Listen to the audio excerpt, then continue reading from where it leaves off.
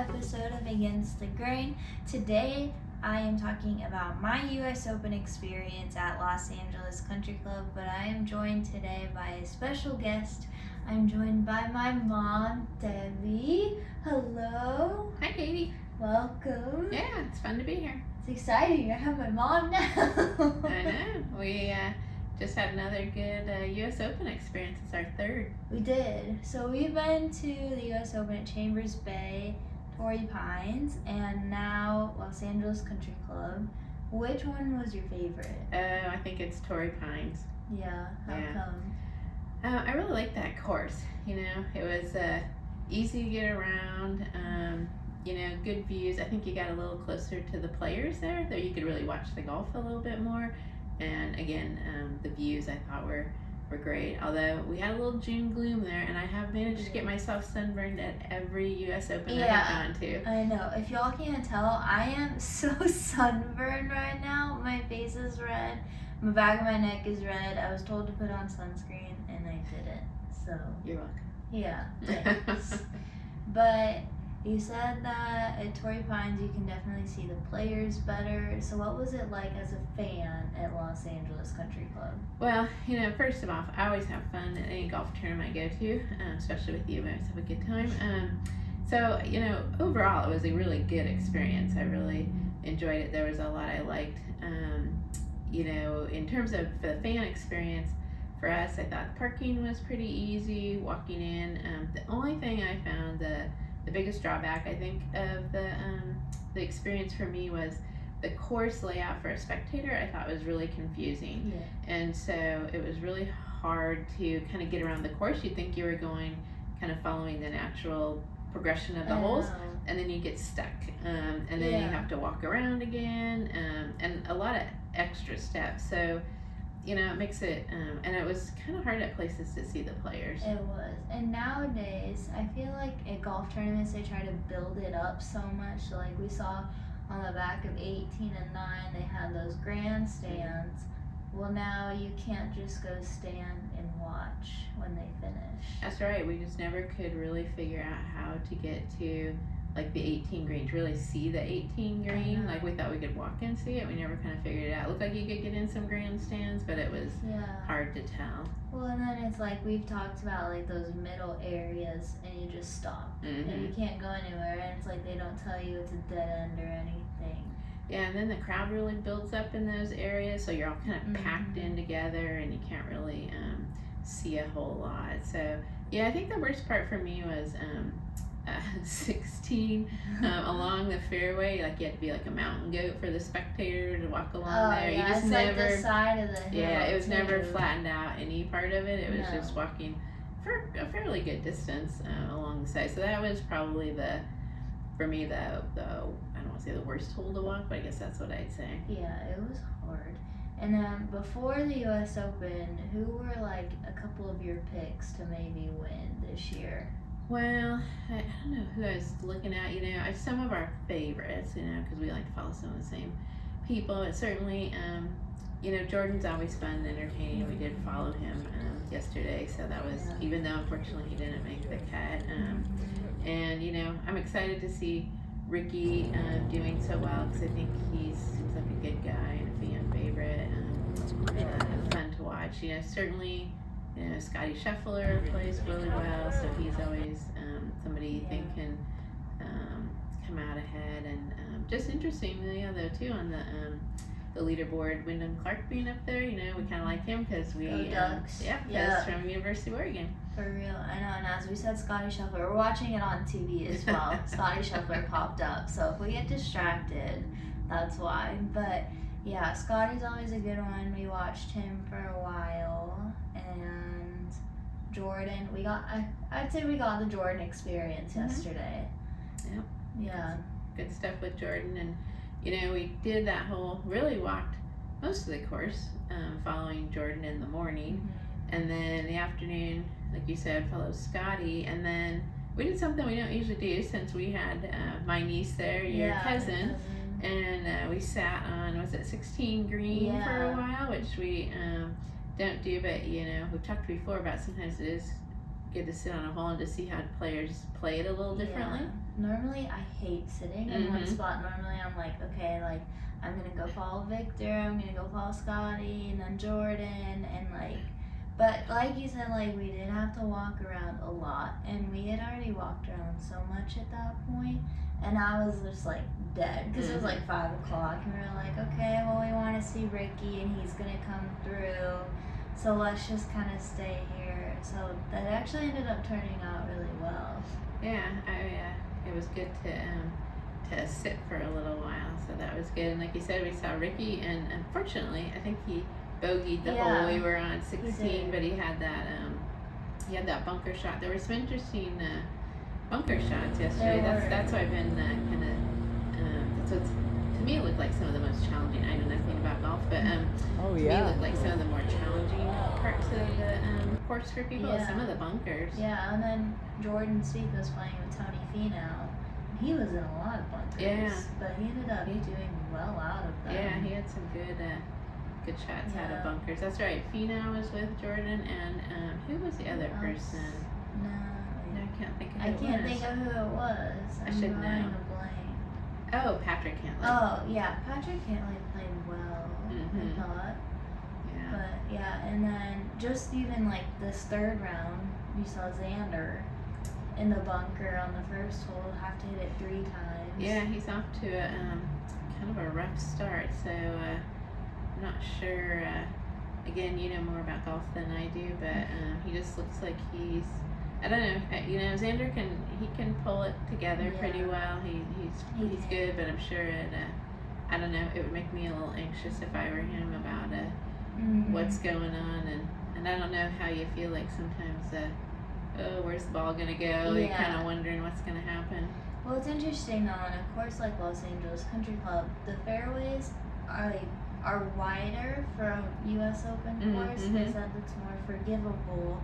And the rough, like, we were walking through it, like, yes, it's tough, it's Bermuda rough, which is pretty typical for West Coast courses, but it does grab your club.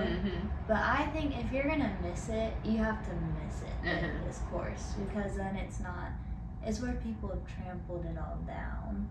And so I guess it kind of just depends on how you miss it wrong, miss it strong, but... Yeah, it just kind of depends. But do you think if you played the course, you would play it more conservative, or you'd be pretty aggressive? You saw some of those pin locations. I know, but I'm not much of a golfer these days. Maybe someday I'll get back to it. I was going to have you take me out here in the fall in Phoenix when it gets a little cooler. Yeah.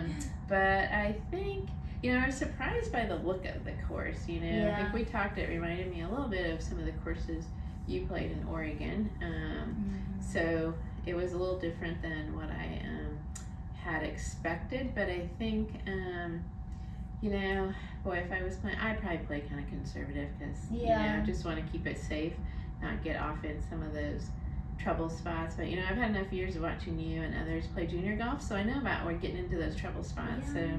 Especially at a tougher course like that, But... I think some of those pin locations are pretty gettable. Well, it seemed like it. The first day they had some lower scores than maybe they were expecting for a U.S. Open. So, Do you like U.S. Opens when the scores are lower or higher? I don't really care as long as it's competitive. I just like to see a good. I never like to see anybody kind of run away with the tournament, because to me that's. There's not as much drama or excitement with it. So as long as it's a competitive, I sometimes think, well, I don't want to see just a big birdie fest, because that gets kind of boring after a while. But as long as there's competitiveness, I usually don't focus so much on what the scores are like.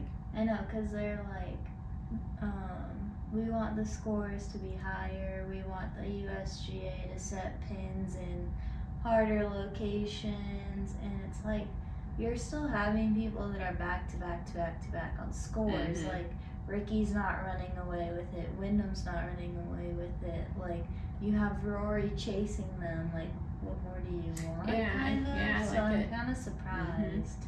I like it when there's a good competitive leaderboard, and even sometimes a real competitive tournament that's maybe not even with the top players, but just really is competitive. I think that's really fun to watch too.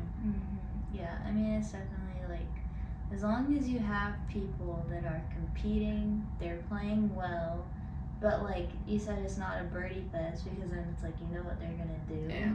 Like, that's what was Brooks Koepka back in like 2017, 2018 when he was winning.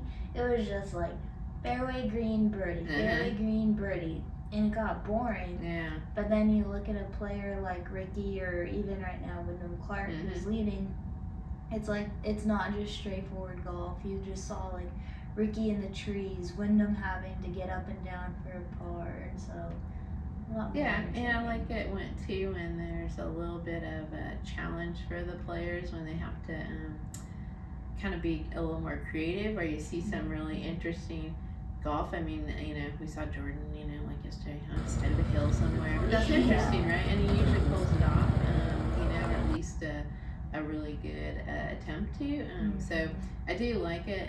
Like, I'm looking at the TV right now. Rory's in a really deep bunker. Rory's in a bunker. Scotty just had like a 360 putt. But that's like really, to me that's really interesting then to watch how really good they are when they get into these difficult situations that they get out. And then sometimes, they're human like the rest of us. Well, not me, because I don't really play that much golf, but but it is kind of painful, like when we did like see Xander earlier in this round. I think he didn't get out of the bunker on the first attempt, and you kind of feel bad when that happens. But it's more relatable, because then you're like, oh, I do that too.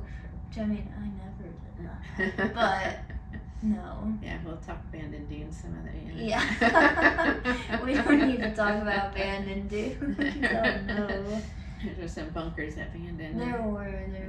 That Katie had some things with. We're past that now. Yeah, and when you talk about the fan experience too, I think one thing this year, food choices were pretty good. Yeah, they're getting better. That was nice for us that don't eat meat. We were able to find some good good food choices, and they had hydration stations. Yeah, so that's really good. Those are so much better. I think ever since the waste management last year, the PGA, the USGA has just done a lot better job. And that also helps with like the plastic reduction, because it's like, not even that, but it's like you can bring in your own hydro flask, you can reuse your water bottle, and yet you're still having cold water to drink. So I've enjoyed those. Yeah, I think did they have hydration stations at the waste management this year? They did, didn't they? Yeah. Yeah, because it was the year before there was more beer than water. And it was really hard to find water even, which in Phoenix, it just, it's just too. Yeah, especially, I mean, when the sun hard. is out. It's like, it is February, but it's still hot. Yeah, I have a little bit of a problem when, at a tournament there's not water easily accessible for people. So I thought they did a good job on the food and the hydration stations, some of that type of thing too. Just helps the fan experience a little bit more. It does, and it's like nice for us that don't drink. It's like, okay, well, there's still something for me, and it's free, so I can't complain about that part. Well, yeah, I think we just feel better when we have enough water. For the round, and then the weather was interesting here.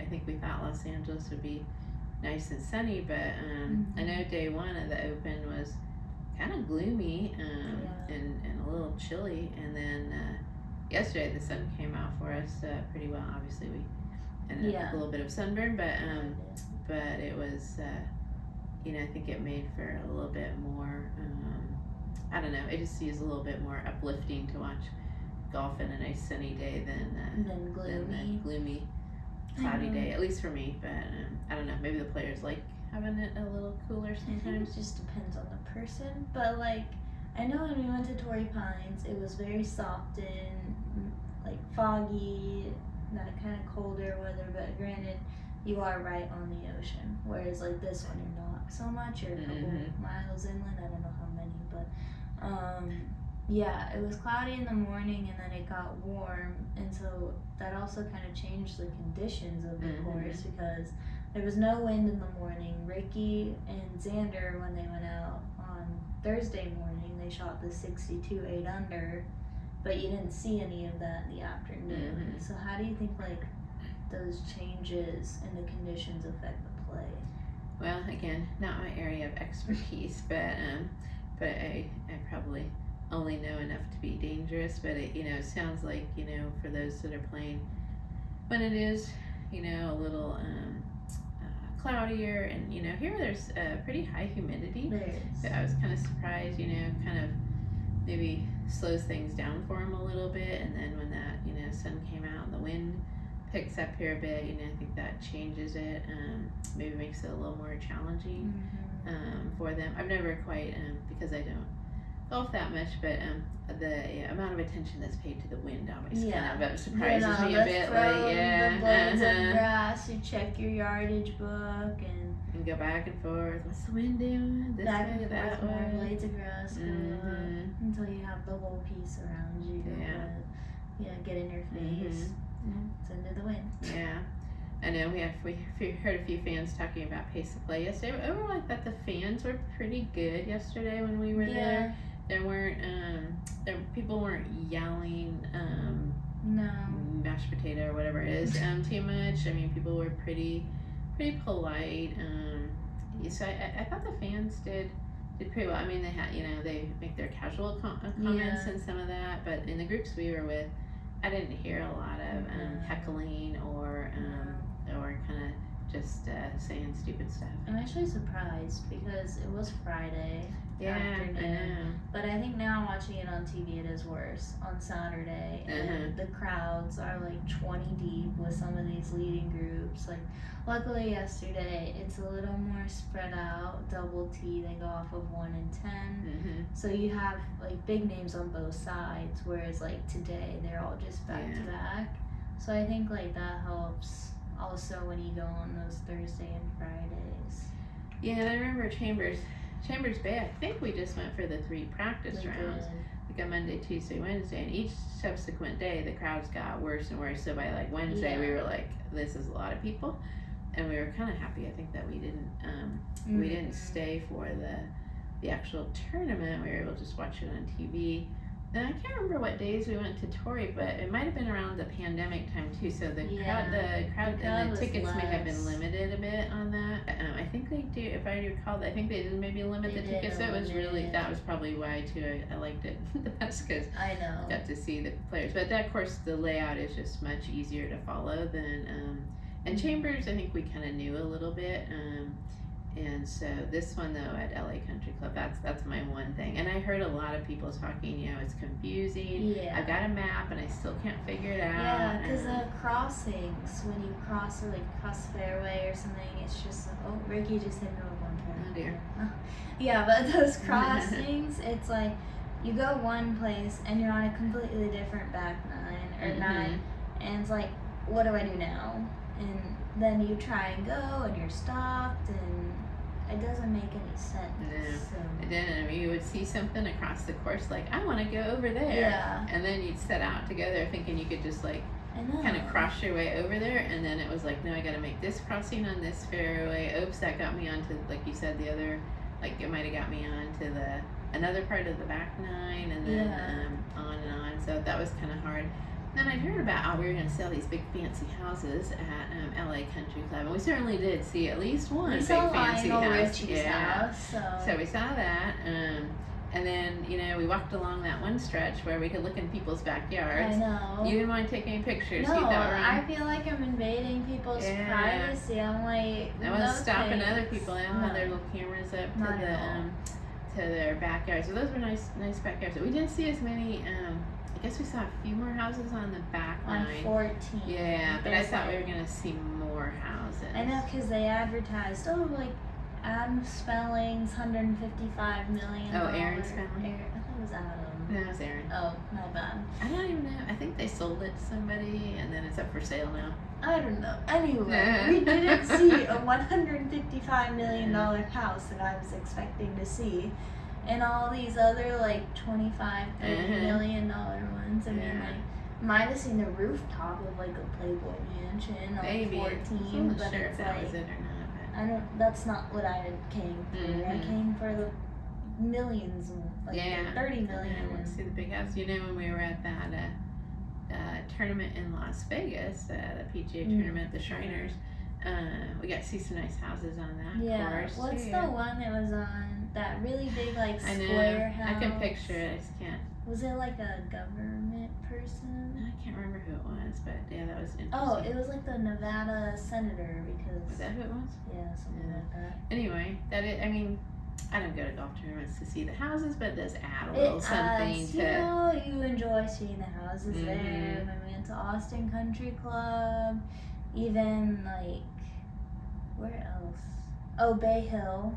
Oh yeah, in there's some nice houses at Bay Hill. Those ones are good. So I mean, it just adds a little bit. I know, but interesting too. But probably some of your more favorite courses, like Torrey, Bandon Dunes, Chambers Bay, no houses on the courses at all. Not at all, which is kind of nice because then I'm like more in a golf zone, I feel like. Yeah.